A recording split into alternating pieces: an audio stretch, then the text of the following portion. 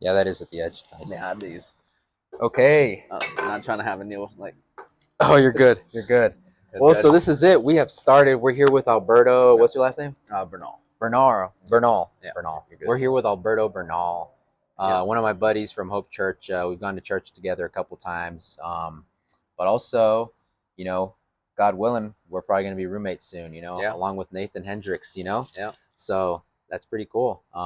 Looking at some areas here in Alamance County and, hoping to hit the ball running with that, like hoping to be that piece of edification for one another and to challenge the other person and having that other person challenge me, so it's just good to be here. Yeah, brother.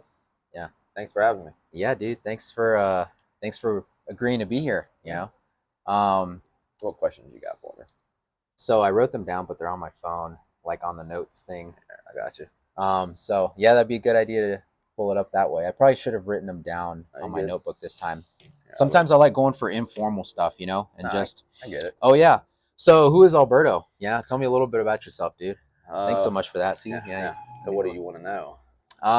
Well, I guess like where you're from, where you were born, perhaps. All right. What led you to, your relationship with the Lord, and all right. So my name's Alberto Bernal. I grew up in Burlington most of my life. Went to Williams, played baseball. Had very few friends in high school. I thought they were real friends, but it was just people that I just felt like I was fitting in. Yeah. And what brought me to the Lord was my life with my mom, my dad. I didn't grow up very fortunate to have the best parents. Mm-hmm. They did their best though, so I can't really complain about that. My mom was in and out of my life a lot of my life. There was a time where she was out of it for like 7 years. Wow. And then came back in like nothing happened. Yeah. So yeah. Forgave that pretty easly. Yeah. It's something that took me a long time to actually forgive her for all the other things that happened in my life. Yeah. Yeah. She what was that like? Like her just coming back into your life just after? It's kind of weird.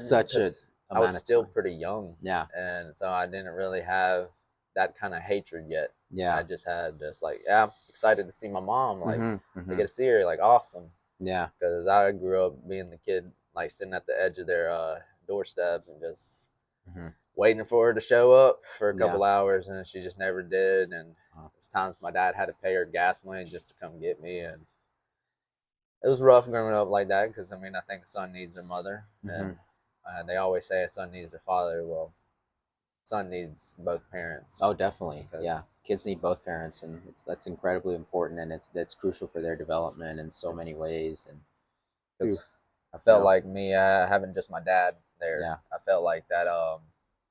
I got told to be macho. Especially in the Hispanic culture. Yeah. They want you to just brush off those feelings. Words don't hurt. But they definitely do. Oh, they hurt the most. Yeah, I've had to learn that the hard way. Like for myself, I still struggle with a big mouth sometimes. That the Lord's working through in my life. But But they scar, they stay. The things we say to others or the things that people say to us. Especially if it's coming from parents too. Yeah.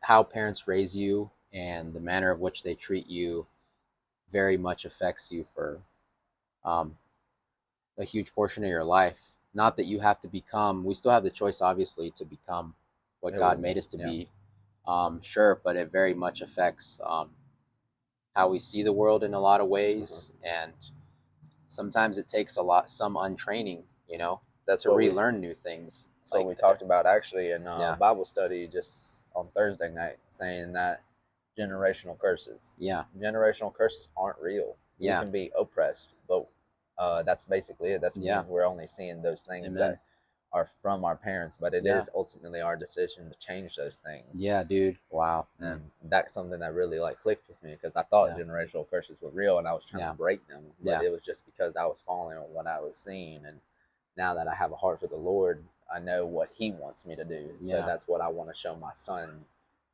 That's who God is. That's the main person that we need to focus our attention on. Yeah. And that's what really drives me to be better. Yeah, like no temptation has overcome you that is not common to man. Exactly. For with every temptation, the Lord provides a way of escape, a way Mm-hmm. out of it. You know, and I'll have to put down the scripture on that, but you know what I'm talking about. Like I'll have to put it down in the description below. But no, I totally get that. It's like that's pretty cool, and yeah, no, look, we're here, and I'm trying to think of the next question here. No, you're good. I'm seeing here that I text a lot, and I could probably do a better job of like, no, you're making good. it all one concise text bubble. And I've been told that too, like, Levi, you text a lot. I'm like, yeah, because I try to be as descriptive as I can. You know, sometimes I treat text like if we're right there, like if I'm right there with the person, you know, in a way that comes off as like, you know, intimate, because I try to achieve that intimate feel, you know, with everybody, you know, especially if I like them, you know, so like you do. I appreciate pretty it. swell dude, you know. So, oh, I wanted to dive into next topic, dating in our day and age.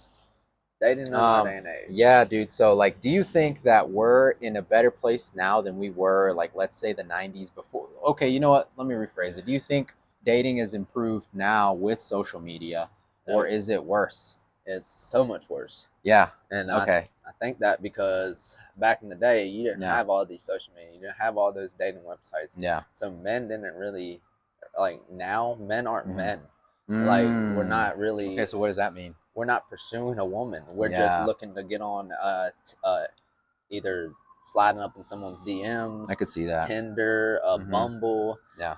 Back then in the olden age, you would have to like really get to know a person to see if you want to actually pursue them and actually man up and ask them out in person and not just do it through a text.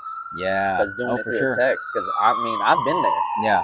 With my my son's mother. I just ended up texting her and getting to know her like that first, and then we ended up meeting for going on our first date, and it was something that was easy. Yeah. Honestly, I can't remember if I asked out my ex-wife first or if I DM'd her. I know I reached out to her through DMs, like on Instagram first. And I was going out to the field, for the field meeting, like when I was in the Marine Corps. But anyway, yeah. But with someone that I'm actually pursuing now, I had to tell her in person, and I noticed with having a heart for the Lord, I knew that it was important to be as honest as I could. And that was something that was really scary because you want them to know everything about you so they know what they're getting into. Exactly. They know pretty much who you are now, but it is important to know who you were before the Lord. Definitely. Because those things can be confrontational in the future. Yeah. Like if they hear it from somebody else, that's not something that you want. Yeah. If you want something real, you need to tell them straight up. Yeah. Yeah. So definitely. That's kind of how I feel about that. That's big because there's always like that. It's so easy to want to go into that pool of the world that's telling you like, oh, you gotta wait X amount of time before responding. And if she says this, then you have to say that. And it's like, you know, all these games that like aren't truly helping people that claim that they are, but it's really just misguided. And maybe in some ways it'll help in a superficial way, but it's not towards anything that's gonna be real. Yeah, like real, like long lasting, you know. Like Anil said to me one time that really stuck with me. Yeah. He said that he never got like why girls and guys text each other and then they wait a certain amount of hours. Like, oh, she didn't respond to me in a couple hours, I'm gonna wait. If you really want to talk to somebody, talk to them. You don't have to hide that just because you're trying to play a game. Exactly. Men of God, we're not here to play games. Like, yeah, definitely. We don't just date to date. Yeah. We date for a potential partner. Yeah. And that's something that I look for. Yeah. And there's still women of God out there that are like that, but it's so hard to find like, you know, good men and good women of God. And we're just like, I believe that there's definitely a movement trending in the right direction lately here. Like a revival's been going on in several states, especially North Carolina in some ways with. I think it's hard in a sense where men are a little afraid to ask out the girl. If I'm being honest with you, because like I said, it's not how it used to be. That's how the only way you were able to do it. So you had to man up and do it. But now, I feel because some men and some women have a lot of friends too, and it's like sometimes you don't know if they're playing the field, meaning like they're getting to know multiple guys at once, or vice versa. The guys getting to know. Well, that's not someone you want to really get to be with, anyways. Exactly. Yeah. But you hit the nail on the head with that one. That's what I'm saying. Like I tell you, it's he who finds a wife, not she who finds a husband. Yeah. So that's something that we have to really do as men, and that's why I think that it's a lot harder for a lot of men, and we think that there isn't many out there. Yeah. Well, we're not really putting ourselves in the position to find that person.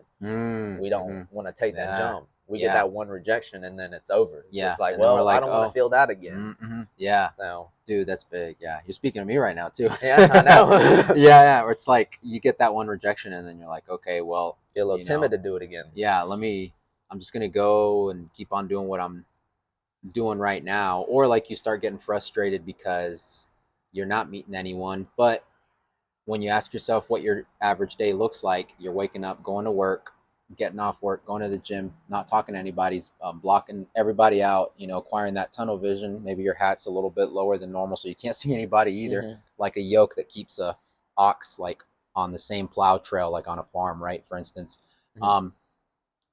Then from the gym, you just go home, watch a couple of shows on Netflix, and then you pass out and do it all over again. And then you ask yourself, why haven't I met anybody? Well, like you were saying earlier, like you're not really putting yourself in a position to meet people, like whether that's like church groups, like social outings like that, or Bible studies, or just like a Pilates class or something. I don't know, not saying that you should go to a Pilates class to meet somebody, like maybe that's not the most optimal place. I'm just coming up with like suggestions here. Yeah. Run clubs. I've heard good things about run clubs too. Maybe joining a run club where. But here's what I think: you shouldn't go joining these clubs for the opportunity to meet somebody. Oh, definitely. I 100% agree with that. You're doing it because it's something that you want to enjoy, and something that that's honoring the Lord. Definitely. If I read this one thing one time, because see, I enjoy running, so that's why. Yeah. So I read this one thing one time saying, if God's going to let you know when to look up. Yeah. So look up. Be intentional on what you're doing. Bro, that's big too. Like if you see, I wouldn't say see someone. If you get to know someone and you actually feel that little connection with that person, don't be afraid to like tell them how you feel, even if you think that it's too early or not. Yeah. Like you can get to know them and actually see what kind of person they are. Yeah. That's kind of how I would go about it. That's kind of how I went about it just recently, where I got to know her a little bit and things ended up falling into place. And I told you just a second ago that she's kind of checking off boxes that I didn't even know I had. She checked off the big ones, but then the little ones would matter the most, in my opinion. Those are the ones that really touched my heart. Like I felt butterflies that she didn't even know about, perhaps, right? She didn't know. Just that's her being herself. That's right? why and it's just like heart. And I mean, I told you I never felt this way about her. Or about anyone before. Like even about my ex, I didn't feel like that. It was more of an attraction thing. Oh, definitely, dude. I feel that. That's why, like I was telling you, with Tinder and all that, it's more off of attraction. It's not really knowing the person. And then you feel like, oh, I've already got to know this person a little bit. I want to see how far I can take it, even though somewhere in your heart you're thinking they're probably not the one, but you just don't want to be lonely. Yeah, exactly. So, bro, wow, exactly. Yeah, that's an amazing way to put it. I've been guilty of that too. Just here, especially in the last year, like, am I pursuing this woman because I truly like who this person is at the core of who they are?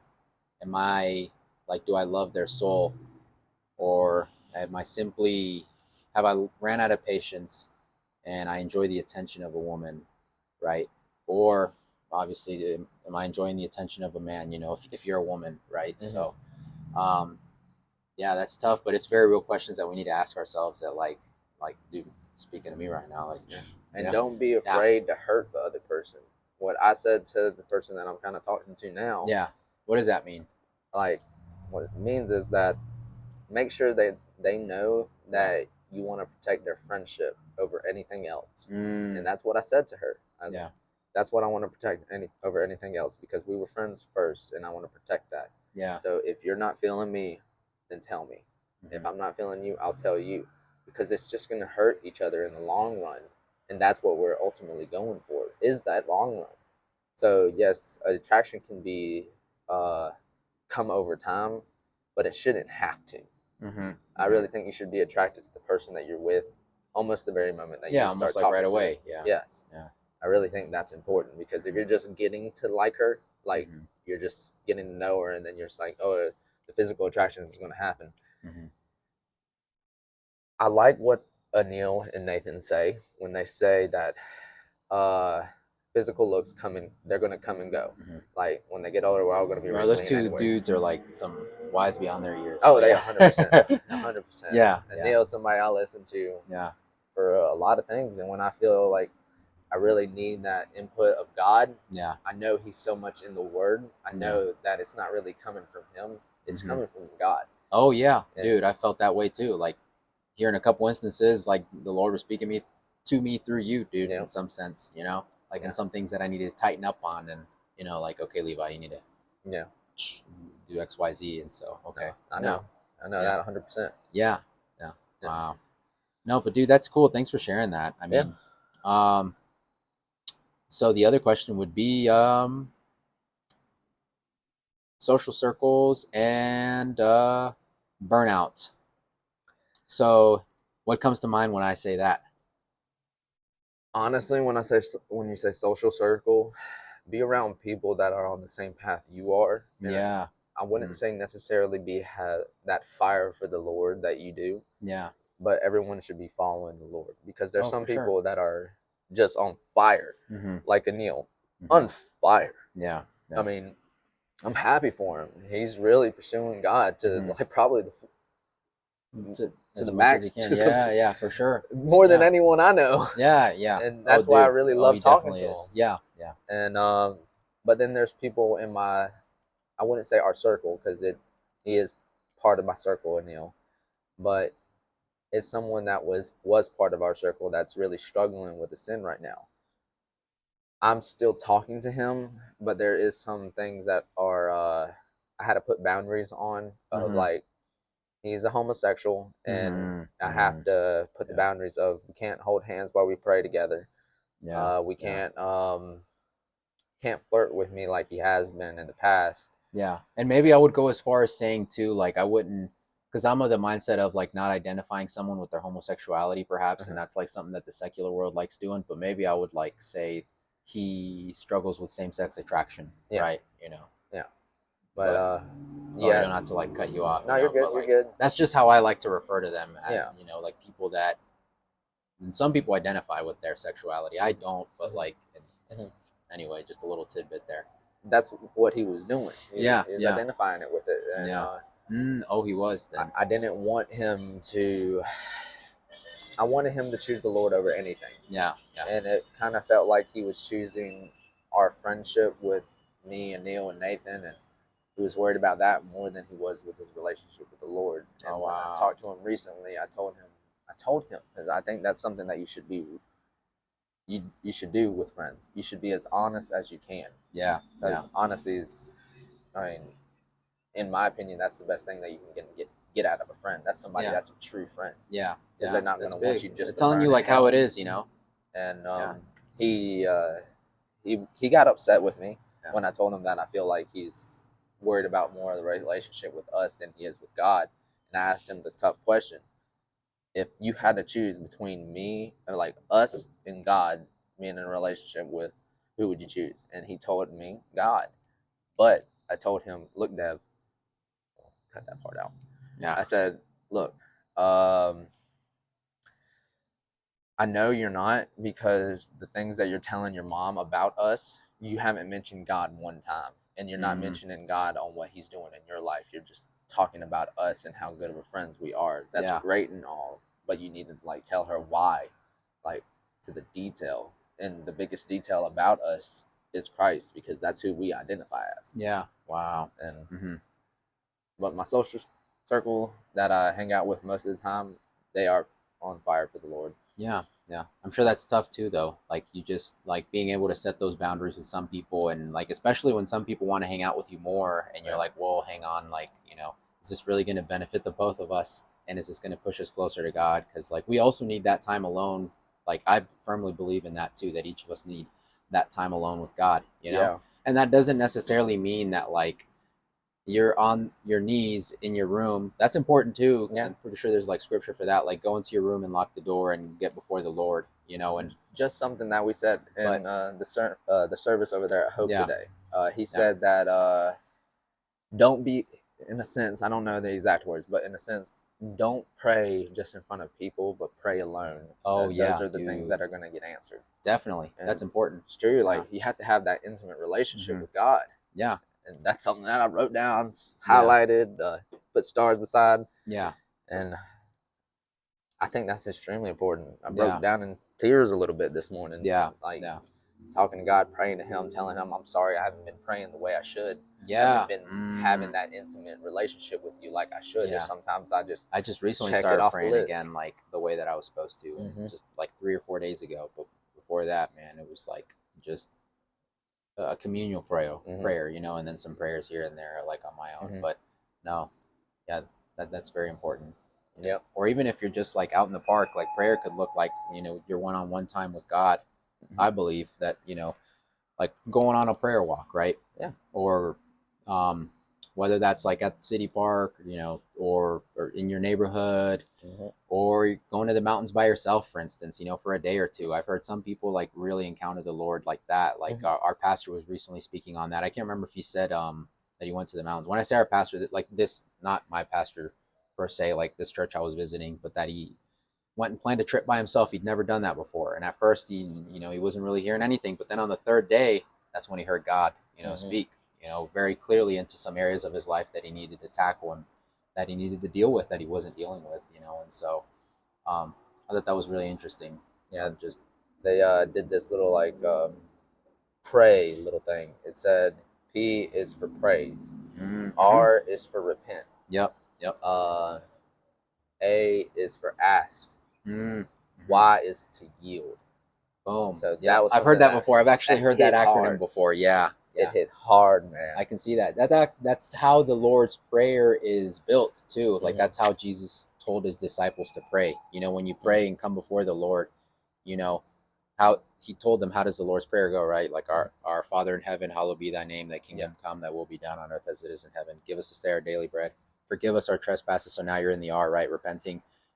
And then it goes into petitioning to the Lord and asking the Lord for what you want, you know, done in your life. Like if it's in his will, aligned. Now, is it a godly thing that you're asking for? Obviously, right? You know, but I think ultimately, like we spend enough time praying, and our actions, if we're like also walking in that obedience, little by little, the Lord starts changing us. So then we start asking for those godly things anyway. You know, is like as we go into that, you know, and if we're yielding, you know, and sometimes that's the toughest part, you know. Yeah, I know. Like whether that's waiting, because you don't know when or he's going to that's answer. like listening, like, okay, but this is what you have to do. And you're like, oh dang, I have to do that to get that. What the heck? Yeah, I know. yeah, it's tough. But man, I have seen like the Lord answer in like those instances too. Like, so there were some things that I needed some answers on with like the Lord recently, and basically I was on lunch in the break room at work, but I was outside on like this like courtyard square, picnic tables similar to this were out there. And then I was reading the Bible, and then the Lord just I kind of heard this faint voice like, hey, you should do a devotional here and like, you know, record yourself. And I was like, because I was asking him about, you know, like how exactly I was going to go about, you know, uploading more Christian godly content, right, for my YouTube. And I got the answer right then and there. This is how you're going to do it, but you have to do it right here in front of these people. And I was like, oh, I was a little shy. I was like, no, I don't want, like, God, are you sure? And I was like, and I just heard this voice go like, yeah, right here. And so I was like, dang it. So, at first I was like shy, honestly, but then I remember that verse that, you know, those who deny me in front of others, I will deny in front of the Father. Right. And so I was like, I felt that conviction. And so here we go. And now I'm like, just having a devotional here on camera, you know, not that you're supposed to be sitting there like recording yourself every time, but you know, there's a purpose behind that, you know, it's to reach other people too that maybe haven't heard the gospel as well. Along with, you know, whenever, if I feel led to like speak to someone on the side of the road or something, or if I'm somewhere else, I try to minister to people at work here and there, little tidbits, you know. You got to be careful with some of that sometimes. But the point I'm trying to make is that, like, I did that, boom, and then it's like some other areas in my life just started to move, like God, meaning God, like, just started moving other areas, and just some very specific things started to happen, and I was like blown away. You know, it was pretty cool. Yeah, I know it pretty is. neat. Yeah, I tell myself it's all the part time. of my faith. Tell myself all the time. I put myself in uncomfortable situations, and then the uncomfortable becomes comfortable. Yeah. That's something. That's something that really hits me. And honestly, I've been doing that a lot the last 2 weeks. Yeah. And whew, it has been amazing. And now I can easily talk to people at work about God. I talk about God a lot at work. I've separated myself from people that aren't following the same path. I've already tried to plant seeds in them, and now it's my time to separate myself from them. And just pray that God touches their heart. I can't do anything about it. Only God can really touch them. So, wasn't easy for me to do, because there are people that I seen every morning for lunch and breakfast, and now I eat breakfast in the car. I eat lunch in the other break room. And it's not that I hate them. It's just that there's something that really stuck with me, that we have to be careful what we put in our hearts and what comes out of our hearts. So that's what I'm doing. I'm protecting my heart. Yeah, because sometimes being around certain people that you used to hang out with a good bit, like, you know, bad company, I think it's in Proverbs, corrupts good morals, character, you know, and not to be judgmental towards them or anything, but like, you also have a responsibility for your life ultimately, greater than anyone else is going to have that responsibility. Like, ultimately, we're responsible for ourselves and our relationship with God, you know. No one else is gonna, like, hold your hand. That's true. And bring you to God. You have to accept Jesus in your heart, you know, and our life, and say that He's Lord. And part of that means, like, doing, you know,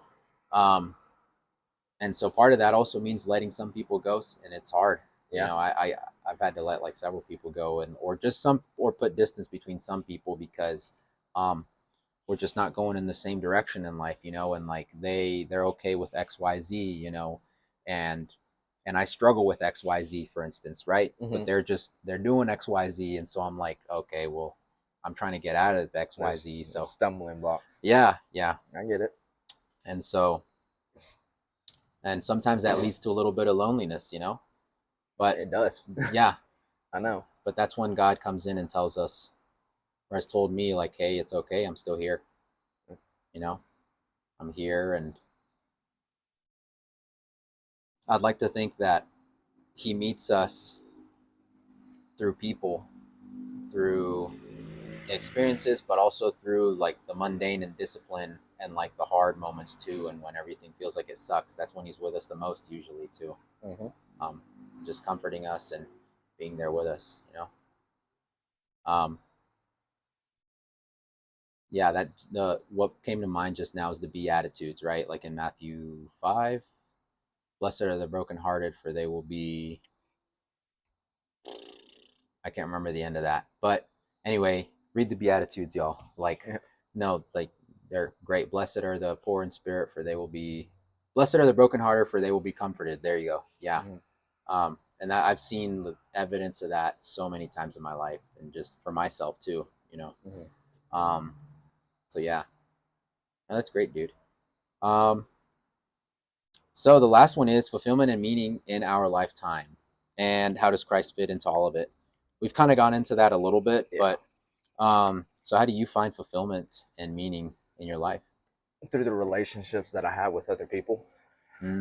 Honestly, I told you that one time, where money's great. It is. And a prayer that I like to pray a lot is that, God, I would love to have a lot of money so I can bless the people around me, and just spoil the people I love and care about, and just help out as many people as I can.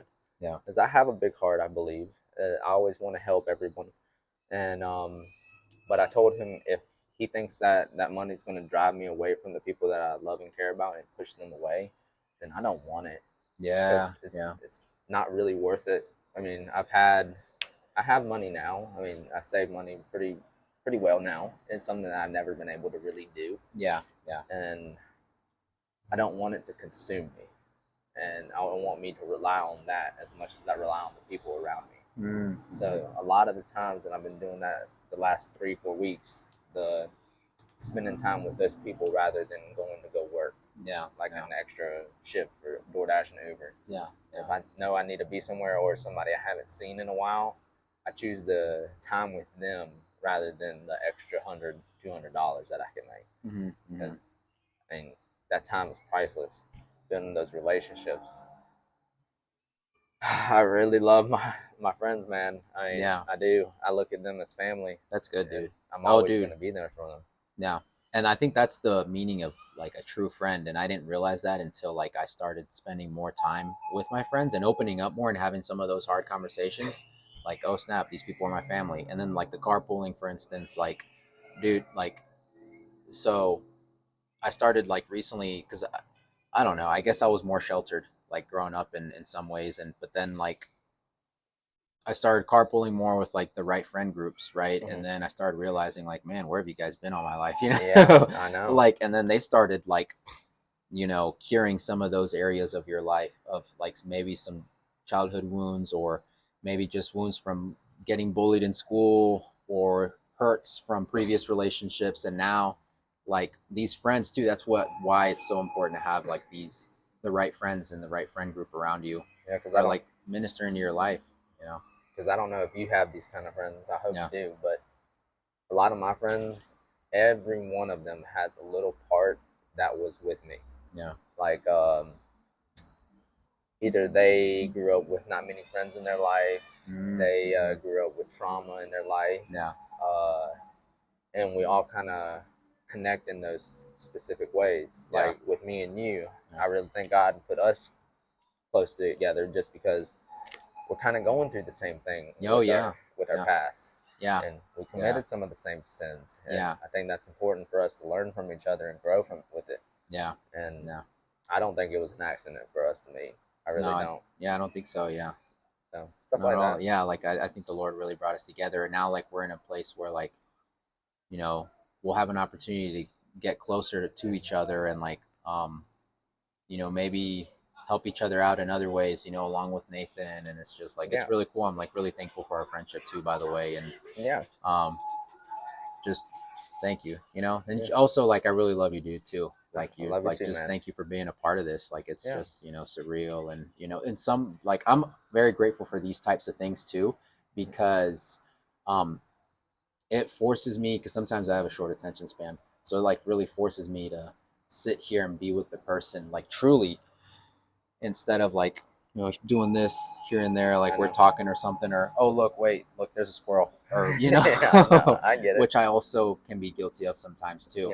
And really like talk to you or talk to whoever's on the other side of this. And that's part of what this is. And that's, I believe that I've found out things about people, like my siblings, for instance, that I've had on here too, that I didn't know ever. Like, and I've been siblings with them my whole life, basically, right? Or however long I've known them for, right? And you just didn't ask the right questions. Yeah. So then you do, and it's just like, wow, I didn't know that you went through that kind of stuff. Yeah. I know it. Yeah. So it's really cool, and I think like in the right environment and setting, and gone about the right way, as I believe we're trying our best to now. The Lord really can bless this type of stuff too, and that's kind of where all this comes from as well. Is just that connection, that desire for connection, and maybe to show others how to do it in a similar way. Not that they're supposed to do it the same way, but maybe to give that example to other people. So, just like speaking from the heart here a little bit too. So, I get it, brother. Yeah, dude. Well, anyway, guys, I don't know if you have anything else to say, but just no. I think that's pretty much it. Yeah. This was a good time, dude. It really was. Appreciate you having me on here. Yeah, for sure. Yeah. God bless you, dude. Anyway, it's your boy Cheeseball here. I'm gonna sign out, but I think I'm gonna cut it before that. So, and then I have to go back somewhere in the. But anyway. Yeah, for that. Yeah.